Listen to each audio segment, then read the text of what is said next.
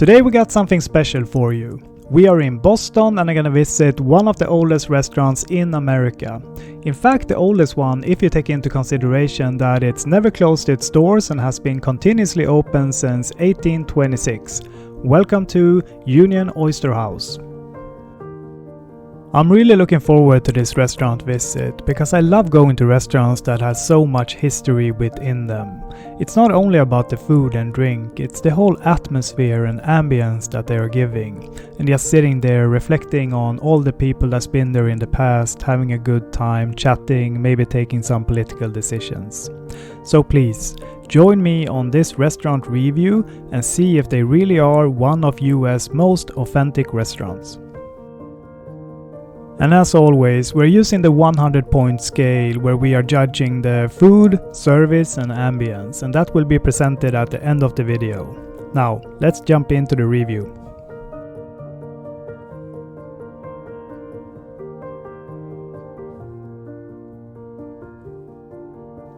The menu is seafood driven and there are a few classics here that you should not miss, as the clam chowder, and they have a great variety of different oysters, and then they have a main course that they're known for, which is some sauteed prawns and scallops with some plain rice and a sauce made up with I think is some sun-dried tomatoes and garlic. And then of course, to end the meal, we're gonna have the Boston cream pie.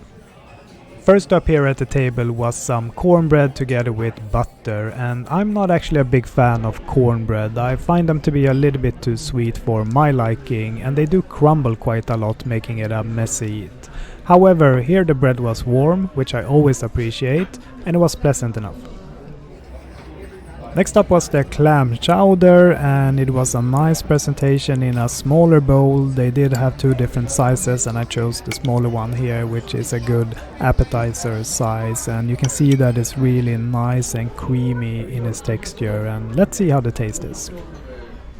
It's always interesting to test a restaurant's signature dishes, and I mean of course clam chowder is a very famous dish all over the state and in many other places, but here I mean they are specifically known for it, and I can see why. It's a really good soup, it's nice and creamy, it's a generous amount of the clams, and you also have the potatoes there to bring some more texture and bulk to the soup.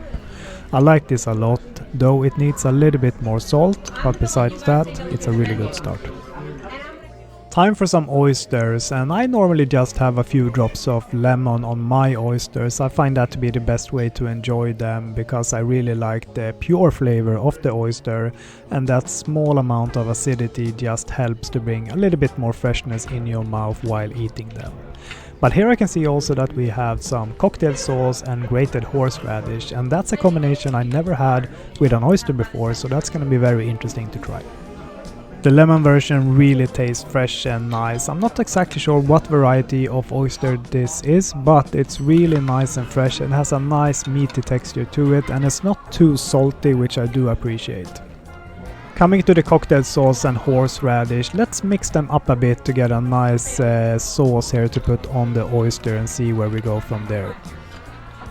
This is really good. I really like the heat from the horseradish that is coming in, and the sweet and sourness from that cocktail sauce really enhances the flavor also here on the oysters. This is a really nice combination. I haven't tried it before. I'm not sure that that's going to be my go-to solution when it comes to oysters, but it was definitely nice to try them and I really liked it.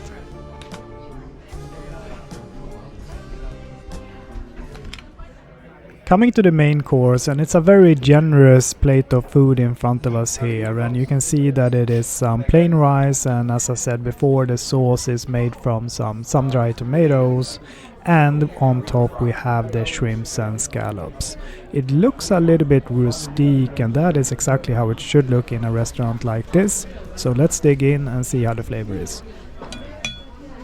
Starting here with the shrimps and scallops, and I have to say that they are maybe a little bit too cooked for my liking, though not to the limit where they are super dry and stiff, but they have gone over a little bit in my judgment.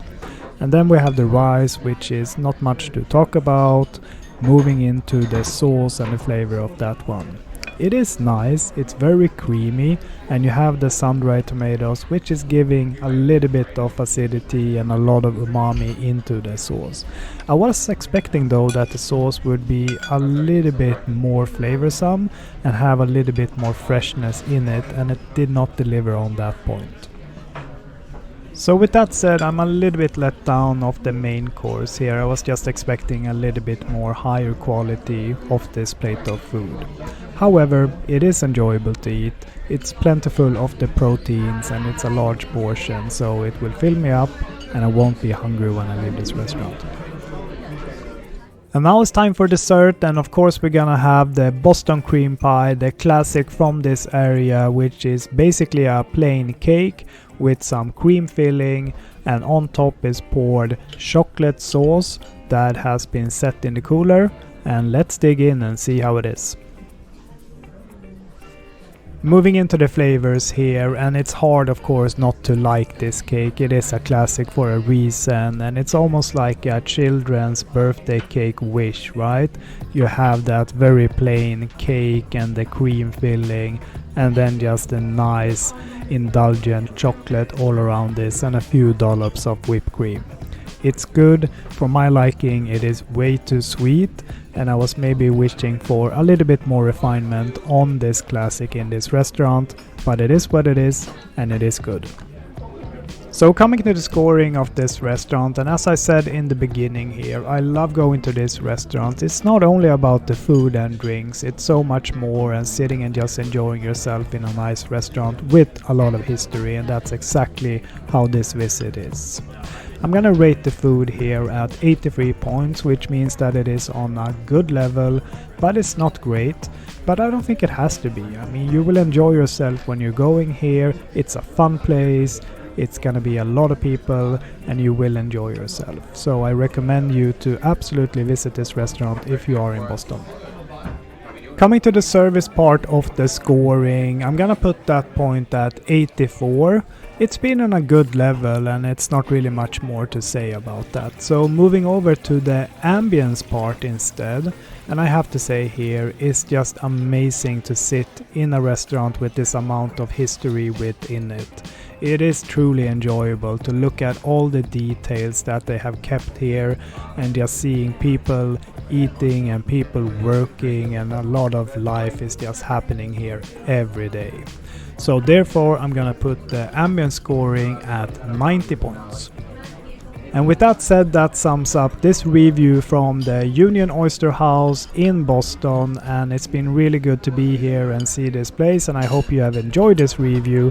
If you did, please hit like and subscribe to the channel, where we'll do another review shortly. So see you then, bye bye.